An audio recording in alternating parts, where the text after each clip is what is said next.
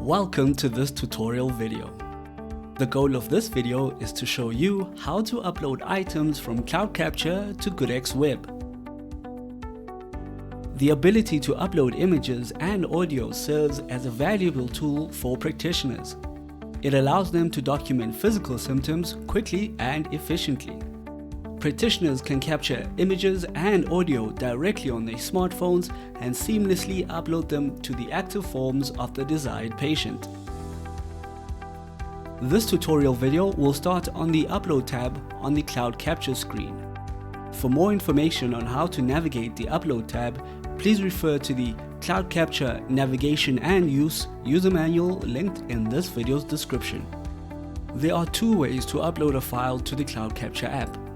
You can drag and drop the file into the upload window, which is currently only available on computers.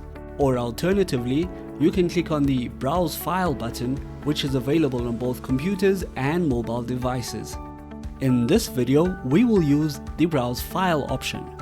Once you have clicked on the Browse File button, select your desired file or files and click Open.